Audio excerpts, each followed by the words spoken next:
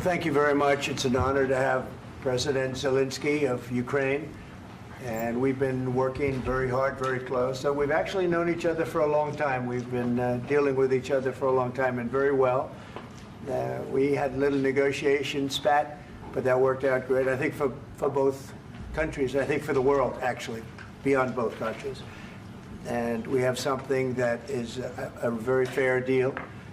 And we look forward to getting in and digging and working and getting some of the rare earth. But it means we're going to be inside, and it's a big commitment from the United States, and we appreciate working with you very much. And we will continue to do that. We have had some very good discussions with Russia. I spoke with President Putin, and we're going to try and bring this to a close. It's something that you want and that he wants. We have to negotiate a deal, but we've started the confines of a deal, and I think something can happen. The big thing is the number of soldiers, mostly at this point, but soldiers being killed. You're losing thousands of soldiers. So on both sides, we're losing a lot of soldiers, and we want to see it stop. And we want to see the money get put to different kinds of use, like rebuilding. And we're going to be working very hard. But we've had a lot of very good conversations. I will say until we came along, the Biden administration didn't speak to Russia whatsoever. They didn't speak to anybody. They just allowed this to continue. And I will say that, I'll say in front of you, you've heard me say it 1,000 times, if I were president, this war would have never happened. We would have had a deal negotiated for you without having to go through what you've gone through. But your soldiers have been unbelievably brave. We've given them great equipment, but somebody has to use the equipment. They've been unbelievably brave. And we give them great credit.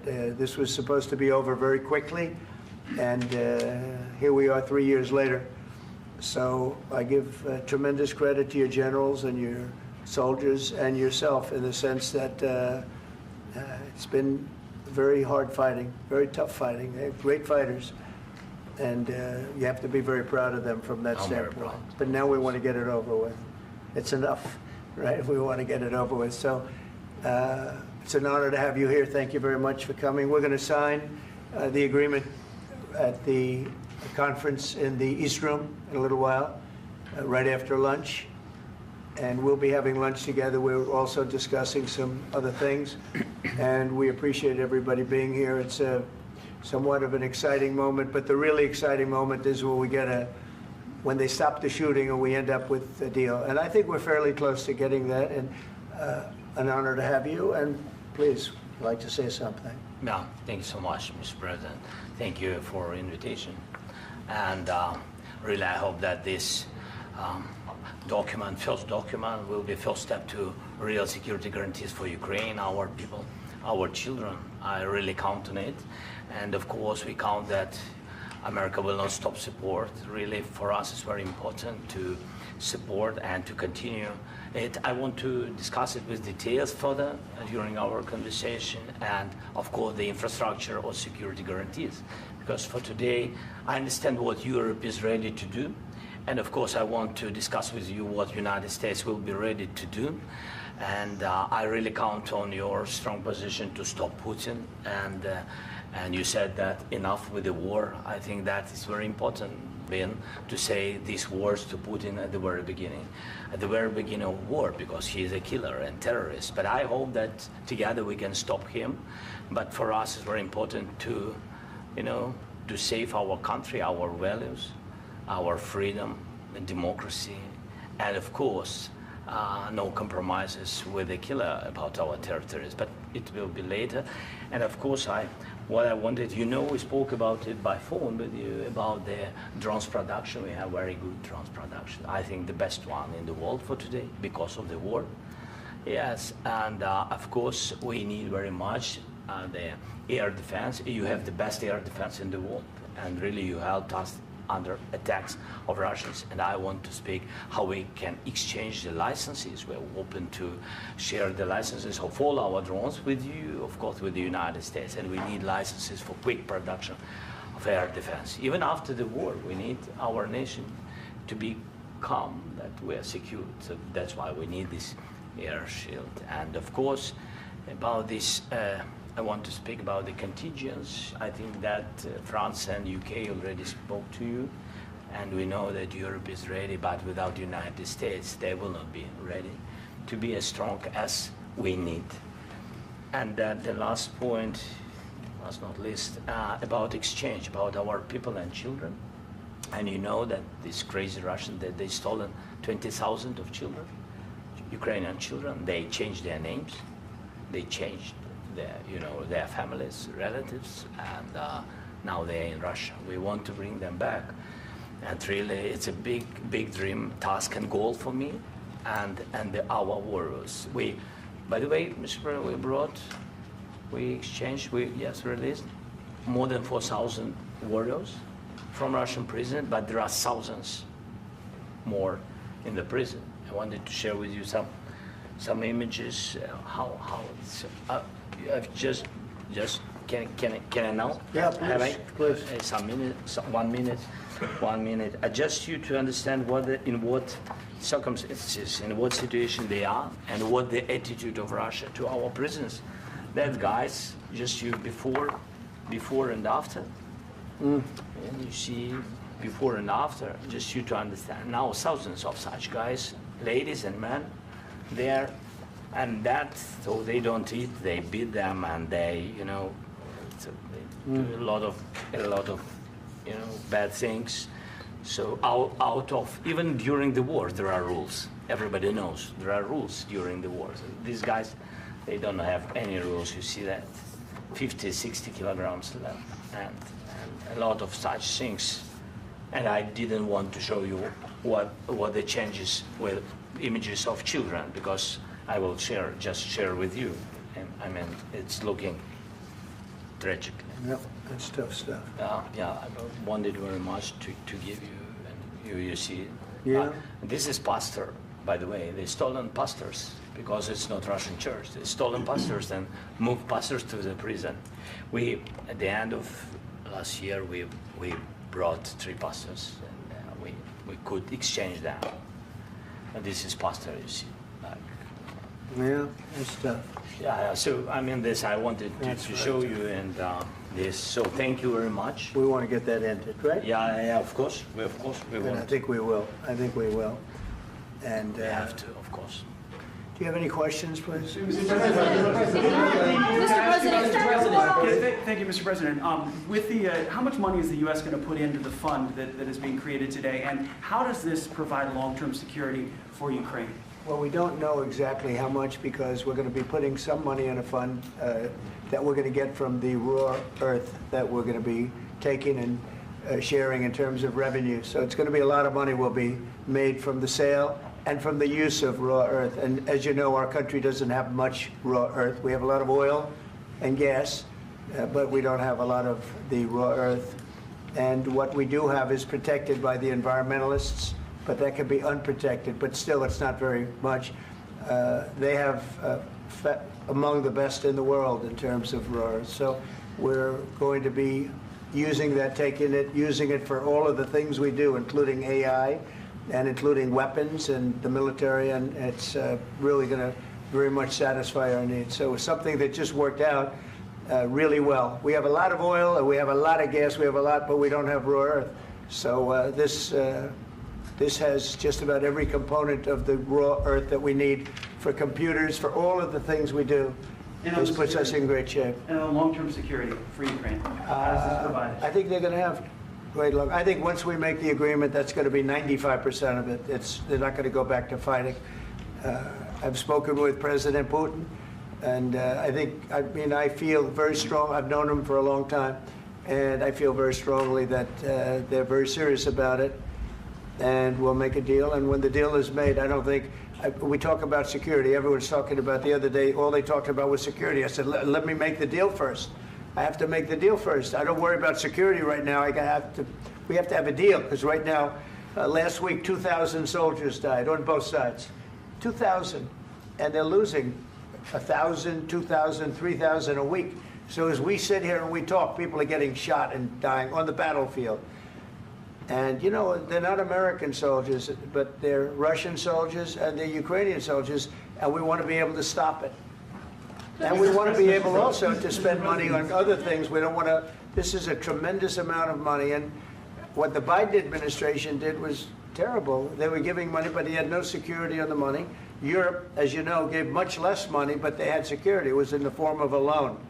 They get their money back, and we didn't. And now, at least we're protected because the American taxpayer has to be protected too. But this is an incredible agreement for Ukraine because we have a big investment in their country now, and what they have, very few people have. And we're able to really go forward with very, very high-tech things and many other things, including weaponry that we're going to use in many locations, but that we need for our country. Mr. President, This allows us to do that. will you continue I'm sorry. sending military aid? Yes, go ahead, please. If I can just, yes.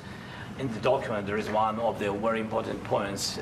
If we speak about business and investment, we never had LNG terminals in Ukraine. This document will open. I mean, the next documents, but anyway, here we see in the framework, we see really goodwill for this. LNG terminals for us is very important, and I think for security of European continent. We have the biggest storage, gas storage.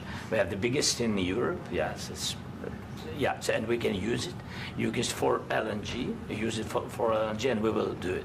And really, we can help Europe because Europe really helped. President Trump said that they made less support, but they are our friends and they are our very supportive partners. They really gave a lot, Mr. President.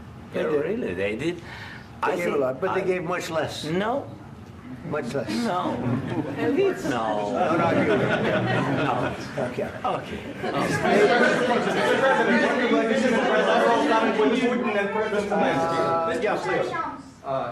Mr. President Trump, you have repeatedly called the deal with Ukraine as a historical one. And as a President of the United States, you make historical decisions in other issues which affect America and other world. So what place in the world history do you want to take? And do you associate yourself with any famous historical figures? Yeah, I'd say George Washington, Abraham Lincoln. I would say I'm far superior to George Washington and Abraham Lincoln. Now, you know I'm only kidding, right? Because when I say that, the fake news is going to go wild. They're going to say he considers himself to be better than Washington. But you never know. You never know. I don't compare myself to anybody.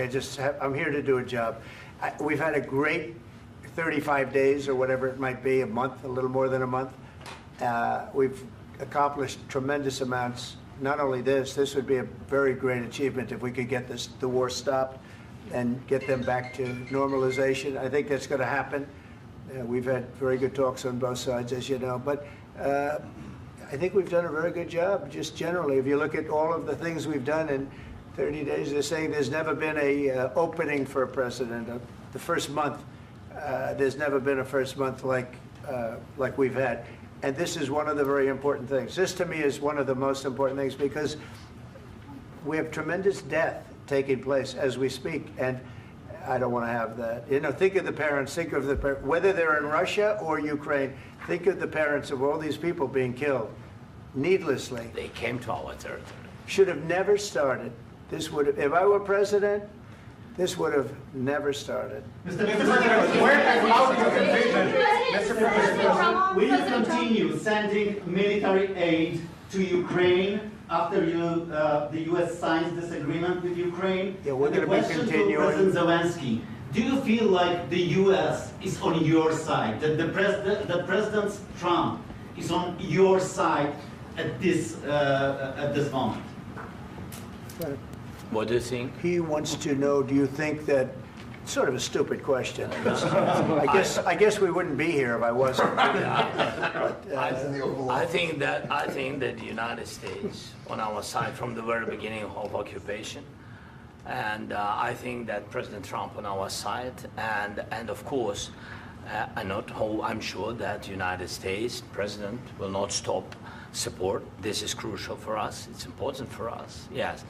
And Putin, the president speaks about the people and the soldiers which are dying, but they came to our territory, they came to our land. They began this war, and they have to stop. And I think this is the question, with really the most important question. Can President Trump, I hope yes, with some other allies, to stop Putin, withdraw these enemies, our enemy, withdraw these troops from our land? And I think that you asked about the history, I think that if President, or when, he will stop Putin, if President Trump will bring peace to our country, I think he will be on this wall. I think. We've had very, very good talks. What about military aid to Ukraine? President Zelenskyy just said that there will be no compromises with Vladimir Putin. I just wanted to ask both of you, firstly, are there compromises that you think that President Zelenskyy is going to have to make? And President Zelenskyy, is there anything that you might be thinking that you may be able to offer or bring to the table, for example, elections? Thank you. I think you're going to have to always make compromises. You can't do any deals without compromises. So certainly he's going to have to make some compromises, but hopefully they won't be as big as some people think you're going to have to make. That's all. That's all we can do. I'm here as an arbitrator, as a mediator to a certain extent between two parties that have been very hostile, to put it mildly. They've been very hostile. There's been a vicious war. There's been a vicious war. You know, it's a very level battlefield, and those bullets go out, and as I've said many times, we were talking about it with Pete, many times the only thing stopping those bullets is a human body. And in the case we're talking about, generally young human bodies are stopping a lot of bullets. It's dead level. That's why it's great farmland. It's great land. It's great farmland, but there's very little protection against the bullets that are being, and other things that are being shot. So all I can do is see if I can get everybody at the table and get an agreement. And I think we're going to end up with an agreement. Otherwise, I wouldn't probably be even here today. Mr. President, I've got two questions for you. You think ultimately your legacy will be the peacemaker and not the president that led this country into another war and ended foreign wars? And I've got a question. I hope it will. I mean, I hope I'm going to be remembered as a peacemaker.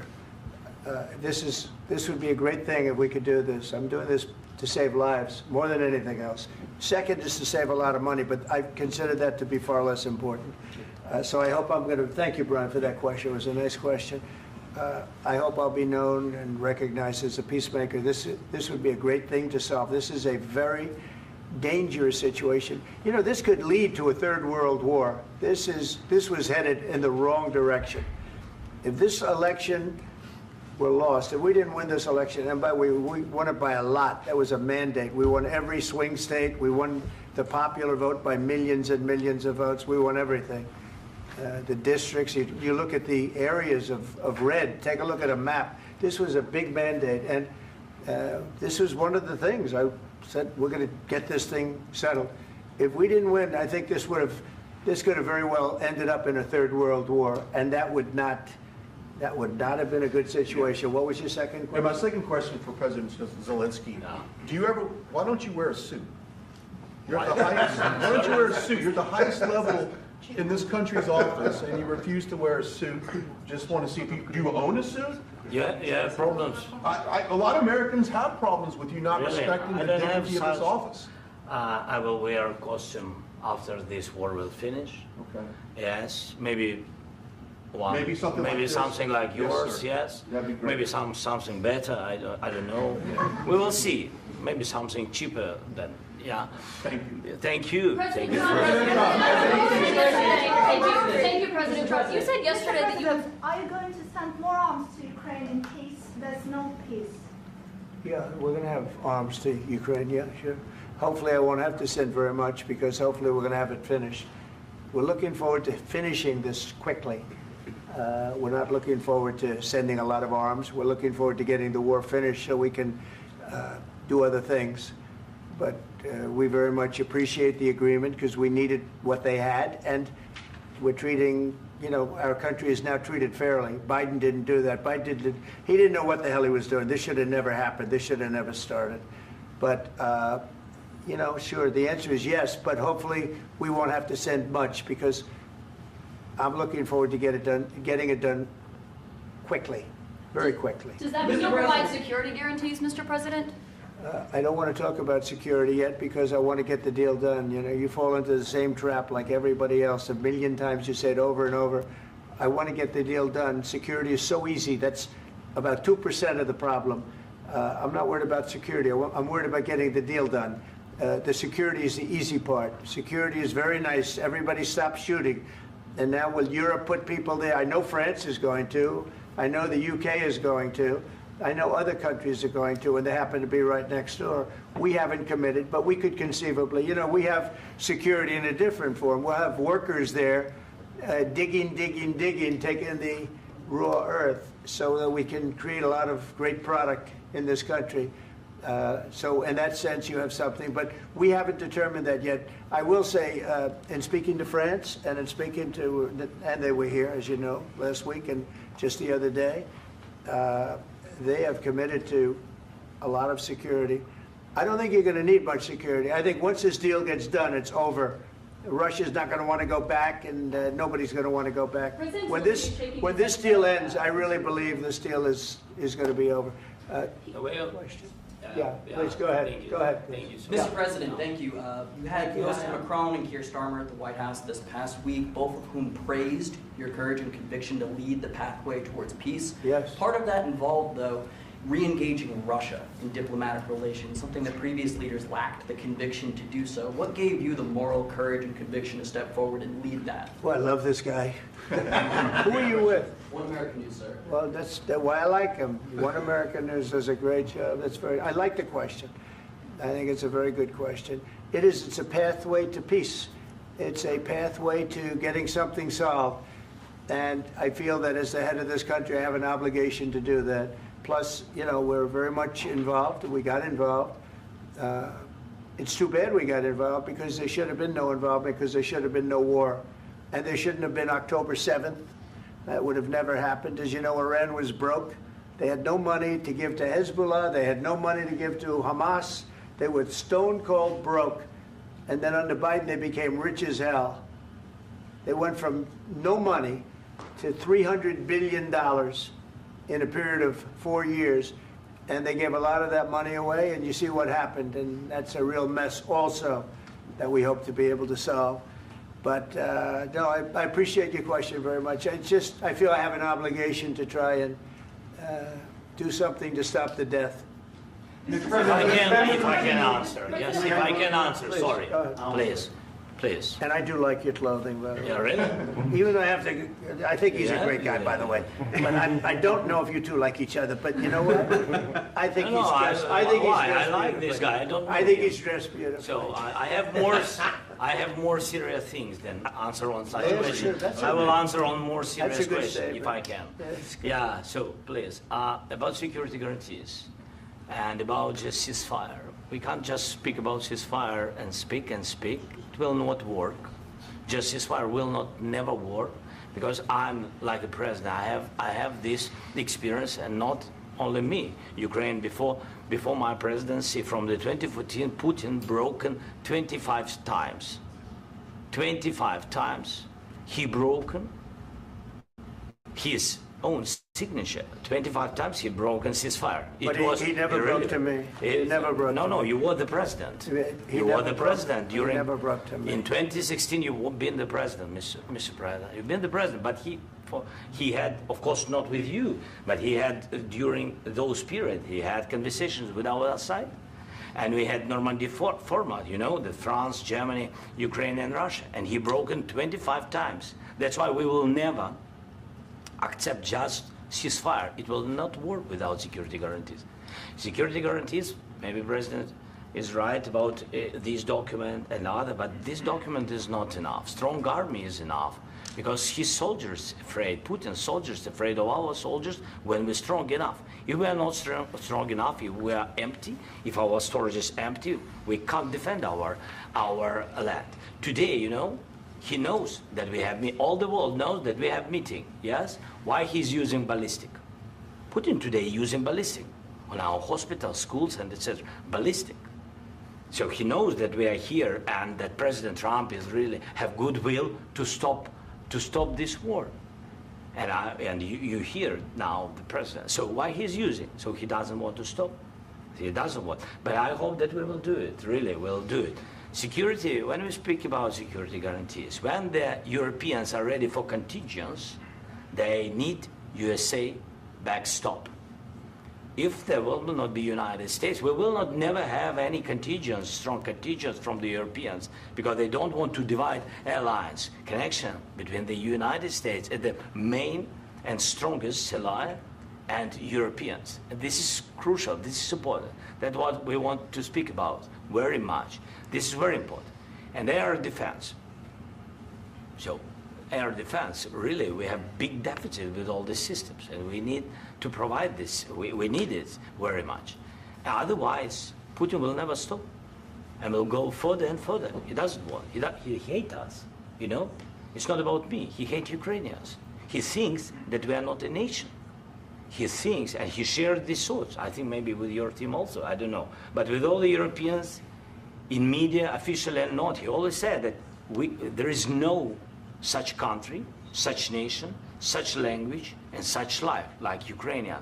No, he really doesn't respect all the Ukrainians, and he wants to destroy us. And you are right, Mr. President.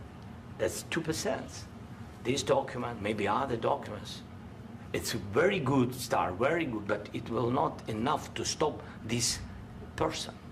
Should Russia pay to rebuild Ukraine? Mr. President, under these Should Russia pay to I asked rebuild Ukraine? They have to Zelensky pay. this question. This is the rule. This is the rule of the war. This is the rule of the war. During all the centuries, all the history, this is the rule of the war. Who began, those pay.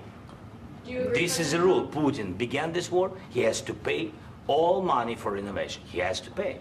Of course, some Russian assets, what we have in Europe, about 300 billion, we can use them. We can use for innovation and buy military support from the United States also. We can do it, but it's not enough. It's not enough. President, under these circumstances, do you envision a trilateral summit with Putin and President Zelensky? Wait 1 second. I asked this question that you didn't like because I wanted to know if you want to position yourself in the middle between Russia and Yes. Ukraine, or on the Ukraine side. No, I'm in the middle. I want to solve this thing. I'm for both. I want to get it solved. And it's wonderful to speak badly about somebody else, but I want to get it solved. If we can solve it, great. If we can't solve it, they're going to have to fight it out, and who knows what's going to happen. But I want to see it get solved. May I follow up? One more question about U.S. troops in Europe. After Russian invasion of Ukraine, your predecessor sent additional troops to Eastern Europe, including Poland, my country. Yeah. Are you committed to keeping these troops on the eastern flank of NATO in the future? I'm very committed to Poland. I think Poland has really stepped up and done a great job for NATO. They, as you know, they paid more than they had to. They are one of the finest groups of people I've ever known. I'm very committed to Poland. What about Baltics? Poland's in a tough neighborhood, you know. What about the Baltics? The Baltics, they got a lot of, it's a tough neighborhood too, but we're committed. We're going to be very committed, and we're committed to NATO. But NATO has to step up, and the Europeans have to step up more than they have. And I want to see them equalize, because they are in for far less than we're in, and they should be at least equal. You understand that? Why is the United States, we have an ocean in between, why is the United States in for so much more money and other things as Europe? With that being said, and as you said, they've also been obviously very helpful, but we have put in far more than they have, and I think they should equalize. Mr. President, Please, go ahead. Ask you about the agreement again today. What changed between the first time that Secretary Bessent gave President Zelensky the agreement and today for the signing? We made a deal. So What was the I'm just- deciding factor? I'm a business person. We made a deal. That's what changed. Mr. President, I didn't think we were going to make a deal, and we ended up making the deal, so that changed. Mr. President, what and how do you envision a trilateral summit with President Zelensky and Putin? I don't know, under but these well, they circumstances? don't like each other, I can tell you that. They do not like each other. This is not a love match, and it's unfortunate. That's why you're in this situation. The United States should not have allowed this to happen, okay? The United States, run by a man that didn't know much, I'm going to be very nice, run by an incompetent person, very incompetent person, should never have allowed this to happen. I've stopped wars. I've stopped many wars. My people will tell you, I stopped wars that nobody ever heard about. I stopped wars before they ever started. You can look at some of, I could give you a lot of nations that would tell you right now they were probably going to war. I could tell you right now there's a nation thinking about going to war on something that nobody in this room has ever even heard about. Two smaller nations, but big, still big. And I think I've stopped it. But this should have never happened. Mr. President. About sorry, just a second. About any negotiations. First of all, I want really to tell you, and I think that everybody understands that Ukraine, modern Ukrainians, nobody wants to stop this war. But at the future, any negotiations, it's understandable that two sides of the war, not Russia and the United States, because this is not the war between Russia and the United States. This is war of Russia against Ukraine and Ukrainian people. So these two sides will be at the anyway will be at the negotiation table. Then of course United States, like the strongest partner of the Ukraine, and of course Europe. I think Europe is very important. I want to speak about it with the president. Yes, Europe is very important for us because we really defend Europe for today. All Europeans really recognize that we are defending line, and they have real life, and our people are dying. That's why they helped us. And also, it's about the NATO. Yes, between, like the president said, you have big, nice ocean. Yes, between us. But if we will not stay, Russia will go further to Baltics and to Poland, by the way. But first to the Baltics. It's understandable for them because they've been in the USSR. You know, they've been one of the republics of the USSR, and Putin wants to bring them back to his empire. It's a fact. And when he will go there, if we will not stay, you will fight. Your American soldiers, it doesn't matter, do you have ocean or not, your soldiers will fight. Mr. President, would you be willing to visit Ukraine, maybe Kyiv or Odessa, which is known to be at the Riviera or Black Sea? It was my question. I'm sorry. I don't want to talk about Odessa now. Let's not talk about Odessa. I want to talk about making a deal, getting peace. We don't have to talk about Odessa, but a lot of cities have been destroyed. A lot of cities that are not recognizable. There's not a building standing. No. And a lot of things have Mr. President, you have to come and to look. No. We have very good cities.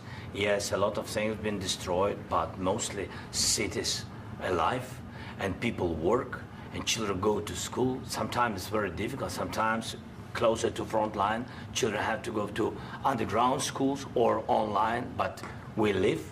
Ukraine is fighting, and Ukraine lives. This is very important. And maybe it's Putin is sharing this information that he destroyed us. No, he lost 700,000 people, 700,000 soldiers. He lost everything. Yes. So. Mr. President, one more. I mentioned Poland. Please, go ahead. When did you last speak with President Putin, and what did he say that? A couple of days ago. And what did he tell you that gave you the assurance that he wanted peace? Well, that's what I do. My whole life is deals. I know pretty good. And I've known him for a long time. I've dealt with him for a long time. He had to suffer through the Russia hoax. You know, Russia was a hoax. It was all Biden. It was nothing to do with him. So he had to suffer through that, and he was able to do that. I think that he wants to make a deal, and he'd like to see it end. That's all I do. That's what I do. My whole life, that's what I do is make deals. And I'm in the middle of a mess because this is a real mess. It's a very dangerous one. If this doesn't get solved now, it's not going to get solved for a long time. So I hope we're going to get it solved. In the back, please. Thank you, Mr. President. Prime Minister Starmer claimed repeatedly that his government believes in free speech and was not engaged in censorship.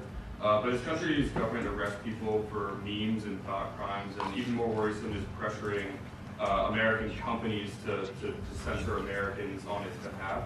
How can he be a reliable, trustworthy partner when he says things that are demonstrably false on such an important topic? Well, we actually spoke to him about that yesterday, and we thought they took it very, very much too far. JD was very strong on it. So was I.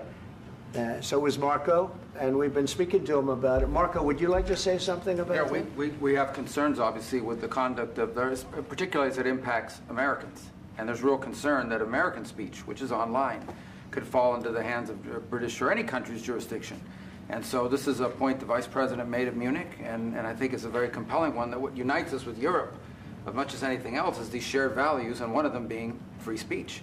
And so if Americans are threatened by it, we're going to need to take action in that regard. Mr. President.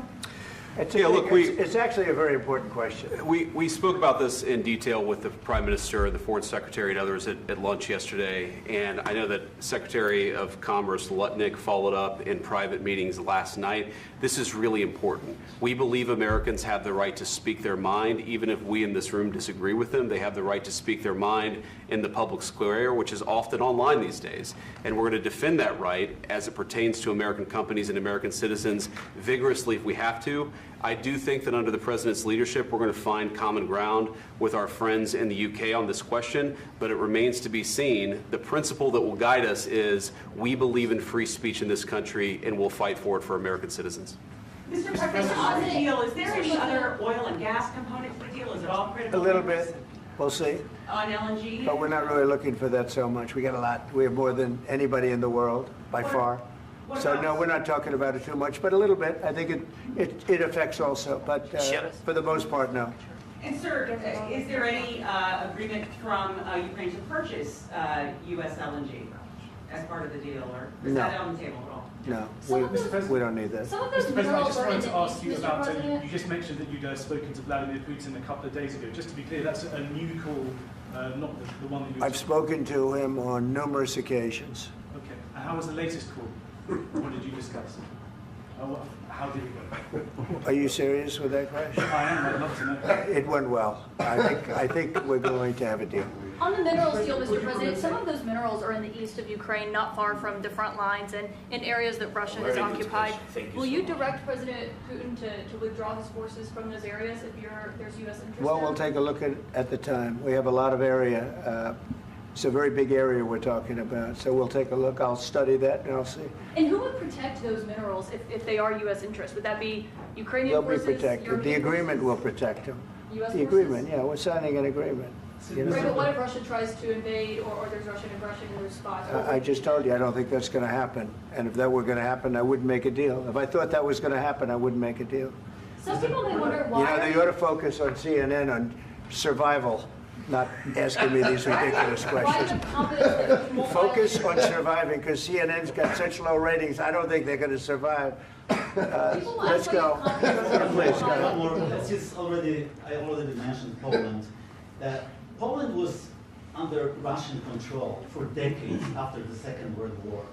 When I was a kid, I looked at the United States not only as a most powerful country, richest country in the world, the country that has great music, great movies, great muscle cars, but also as a force for good. And now I'm talking with my friends in Poland, and they are worried that you align yourself too much with Putin. What's your message for them? Well, if I didn't align myself with both of them, you'd never have a deal. You want me to say really terrible things about Putin and then say, "Hi, Vladimir, how are we doing on the deal?" That doesn't work that way. I'm not aligned with Putin. I'm not aligned with anybody. I'm aligned with the United States of America and for the good of the world. I'm aligned with the world, and I want to get this thing over with. You see the hatred he's got for Putin. It's very tough for me to make a deal with that kind of hate. He's got tremendous hatred, and I understand that, but I can tell you the other side isn't exactly in love with, him either. So it's not a question of alignment. I'm aligned with the world. I want to get the thing set. I'm aligned with Europe. I want to see if we can get this thing done. You want me to be tough? I could be tougher than any human being you've ever seen. I'd be so tough.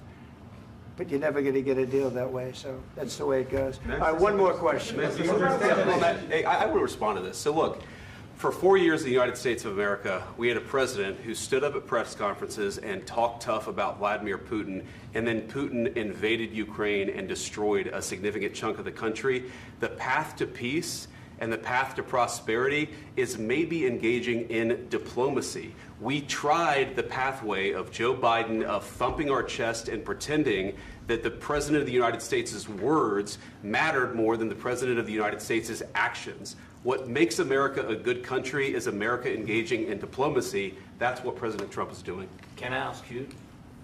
Sure. Yeah? Yeah. Okay. So he occupied our parts, big parts of Ukraine, part of East and Crimea.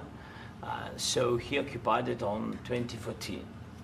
So during a lot of years, so I'm not speaking about just Biden, but those time was Obama, then President Obama, then President Trump, then President Biden, now President Trump, and God bless, now President Trump will stop him. But during 2014, nobody stopped him. He just occupied and took. He killed people. You know what the contact line? 2015. 2014 2014. and 2015. 2014. Yeah. So I was not here. Yeah, but that's exactly right. Yes, but during 2014 till 2022, yeah, the situation the same. The people have been dying on the contact line. Nobody stopped him. You know that we had conversations with him, a lot of conversation, my bilateral conversation, and we signed with him, me, like a new president. In 2019, I signed with him the deal. I signed with him, Macron and Merkel, we signed ceasefire. Ceasefire. All of them told me that he will never go. We signed him with gas contract. Gas contract. Yes, but after that, he broken this ceasefire. He killed our people and he didn't exchange prisoners. We signed the exchange of prisoners, but he didn't do it. What kind of diplomacy, JD, you are speaking about? What do you mean? I'm talking about the kind of diplomacy that's going to end the destruction of your country. Yes, but if you Mr. President, with respect, I think it's disrespectful for you to come into the Oval Office and try to litigate this in front of the American media. Right now, you guys are going around and forcing conscripts to the front lines because you have manpower problems. You should be thanking the President for trying to bring an end to this conflict. Have you ever been to Ukraine that you say what problems we have? I have been to. Count once. I've actually watched and seen the stories, and I know what happens is you bring them on a propaganda tour, Mr. President. Do you disagree that you've had problems bringing people into your military? And do you think that it's respectful to come to the Oval Office of the United States of America and attack the administration that is trying to prevent the destruction of your country? A lot of questions. Let's start from the beginning. Sure. First of all, during the war, everybody has problems, even you, but you have nice ocean and don't feel now, but you will feel it in the future. God bless. You don't know that. God bless. You God bless. You will not have a war. Don't tell us what we're going to feel. We're trying to solve a problem. Don't tell us what we're going to feel. I'm not telling you. Because you're in no position to dictate that. That's exactly what you're doing. You're in no position to dictate what we're going to feel. We're going to feel very good. You will feel influence. We're going to feel very good and very strong. You will feel influence. You're right now not in a very good position. You've allowed yourself to be in a very bad position, and he happens to be right about it. From the very beginning of the war. You're not in a good position. You don't have the cards right now. With us, you start having cards. Right now, you don't. You're playing cards. You're playing cards. You're gambling with the lives of millions of people. You're gambling with World War III. You're gambling with World War III. And what you're doing is very disrespectful to the country, this country. That's back to you. Far more than a lot of people said they should have. Have you said thank you once? This entire meeting? No, in this entire meeting, have you said thank you? You went to Pennsylvania and campaigned for the opposition in October. Offer some words of appreciation for the United States of America and the president who's trying to save your country. Please, you think that if you will speak very loudly about the war, you can... He's not speaking loudly. He's not speaking loudly. Your country is in big trouble. Can I Wait a minute. No, you've done a lot of talking. Your country is in big trouble. I know. You're not I winning. know. You're not winning this. You have a damn good chance of coming out okay because of us. Mr. President, we are staying in our country, staying strong from the very beginning of the war. We've been alone, and we are thankful. I said thanks you haven't in been this alone. cabinet, You and haven't not been only alone. in this cabinet. We gave you, through I this said stupid president, $350 billion. You voted we gave for you your military president. equipment, You and you voted men for are your brave, president. but they had to use our military. What about If you didn't have You our invited military me- equipment, You invited if me you to didn't speak. have our military equipment, this war would have been over in 2 weeks. In 3 days, I heard it from Putin. In 3 days, this is something Maybe new. less. In 2 weeks, of course, yes. It's going to be a very hard thing to do business like this. I Again, tell you. just say thank you. I said a lot of times that there, thank you accept to that- American people. Accept that there are disagreements, and let's go litigate those disagreements rather than trying to fight it out in the American media when you're wrong. We know that you're wrong. But you see, I think it's good for the American people to see what's going on. I understand, sir. I think it's I very understand. important. That's why I kept this going so long. You have to be thankful. You I'm- don't have the I'm cards. thankful. You're buried there.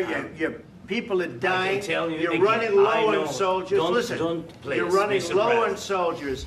It would be a damn good thing. Mr. And then President. then you tell us, I don't want a ceasefire. I don't want a ceasefire. I want to go and I want this. Look, if you could get a ceasefire right now, I tell you, you take it so the bullets stop flying and your men stop getting killed. Of course, we want to stop the war. But you're I saying said- you don't want a ceasefire. But I said to you, I want a ceasefire. with guarantees. Because you'll get a ceasefire faster than an agreement. Ask our people about ceasefire, what they think. That wasn't doesn't with matter me. for you what- That what wasn't is with the me. nation.